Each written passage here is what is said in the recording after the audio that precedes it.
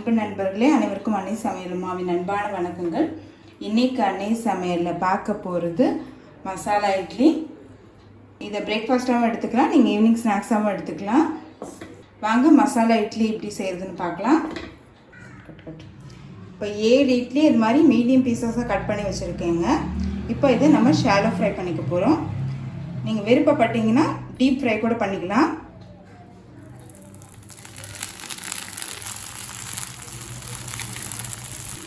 Medium ஃப்ளேம்லேயே வச்சுட்டு மெதுவாக ஃப்ரை பண்ணிக்கோங்க.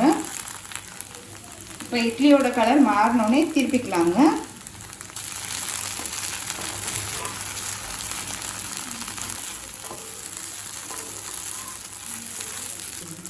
ஒரு 2 நிமிஷம் இருந்ததுன்னா நல்ல கலர் மாறிடும்.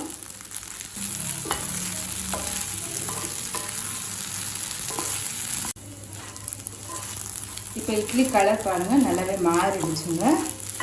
இந்த அளவுக்கு நீங்கள் ஃப்ரை பண்ணிக்கிட்டிங்கன்னா போதுங்க. இப்போ இதை எடுத்து தனியாக வச்சிடலாம். கடாயில் தேவையான அளவு எண்ணெய், 1/2 டீஸ்பூன் கடுகு,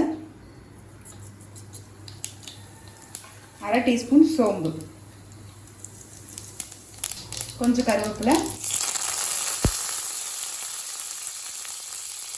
கொஞ்சம் பச்சை மிளகாய், பொடியான இருக்குன்னு ஒரு வெங்காயத்தை சேர்த்துக்கலாம்.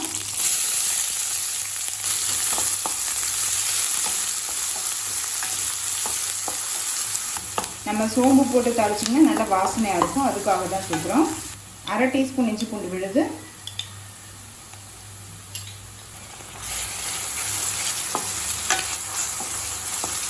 இப்போ ஒரு தக்காளி மிக்சியில் நைஸாக அரைச்சி சேர்த்துக்கலாங்க.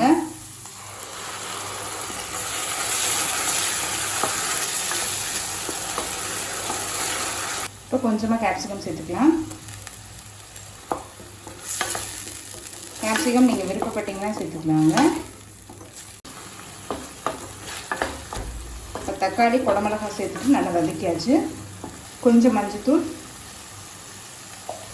1 டீஸ்பூன் மிளகாய்த்தூள், 1/2 டீஸ்பூன் தனியாத்தூள், 1/2 டீஸ்பூன் கரம் மசாலா,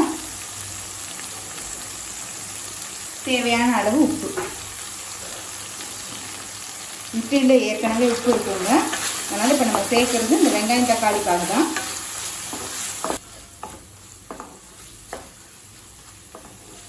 இப்போ இது கூடவே கொஞ்சமாக தண்ணி சேர்த்துக்கலாங்க. 1 டேபிள் ஸ்பூன் அளவு தண்ணி சேர்த்துக்கலாம்.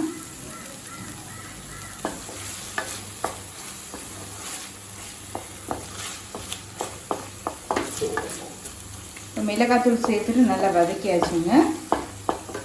எண்ணெயும் பாருங்கள் நல்லாவே பிரிஞ்சு வந்துடுச்சு. இப்போ ஃப்ரை பண்ணி வச்சுருக்க இட்லி இதில் சேர்த்துக்கலாங்க.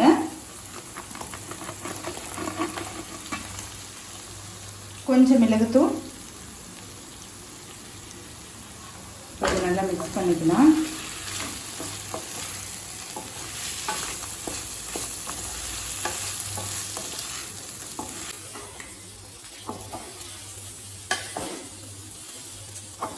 மிச்சமான இட்லி நீங்கள் இது மாதிரி ஈவினிங் ஸ்நாக்ஸாக கூட குழந்தைங்களுக்கு செஞ்சு கொடுக்கலாம், விரும்பி சாப்பிடுவாங்க.